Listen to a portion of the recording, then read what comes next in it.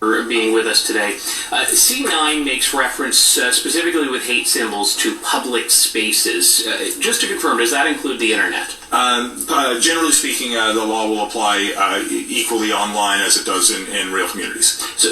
I mean, Canada is already communist, socialist, whatever you want to call it, same thing.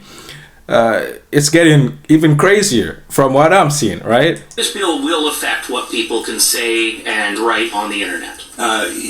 Just in the limited circumstances where there is the willful promotion of hatred against it will apply someone. To the internet. The internet is within the jurisdiction of... It would be possible that someone could commit a hate crime on the internet, certainly. So, building off of Mr. Baber's points about the lower threshold for the definition of speech, there is, under this law, assuming Bill C9 passes, something that might not be legal to say today on the internet. Or it might be legal to say on the internet, could actually be illegal in the future under C9. Can you guarantee that if C9 passes, no Canadian will end up being charged because of something they've posted on Twitter or Facebook? Well, if they commit the crime of willfully promoting hatred against another person. The crime with a definition that you're changing. So, but hate speech is such a fine line. It's so fine, you can say anything and they can say it's hate speech and now it's a crime and now you're going to jail for it. Instead of approaching real crime that is happening in Canada, the rape of children, the invasion, the carjacking, instead of focusing on that, they're coming after your freedom and rights, if you want to call it that Canadian have rights. That's what they're coming after. That's crazy.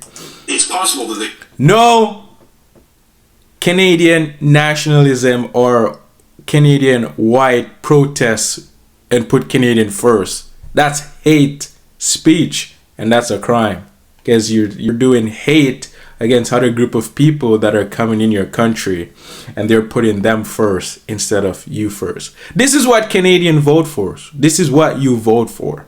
So you get what you vote for. You get the government that you wanted. Good luck. You played yourself. They could be convicted for what they willfully promoting hate online today.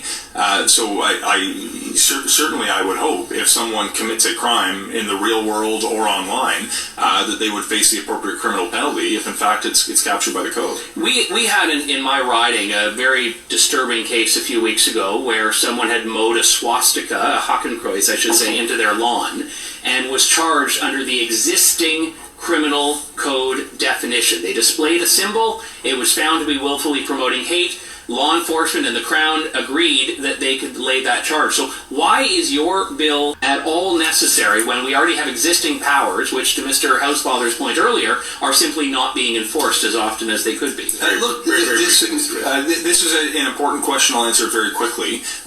When you have the willful promotion of hate, the person who's convicted of that could still be convicted, but also of a second charge, the willful promotion of hate using hate symbols, which would attract a greater degree of culpability and potentially a greater penalty, recognizing that the use of hate symbols, when you're willfully promoting hate, can cause greater damage to both the individual and the entirety of the community. So I don't find these points to be inconsistent with one another, but instead that behavior could potentially face an additional charge with a more serious penalty because of the manner in which a person chose to promote hate to cause more damage to an affected community.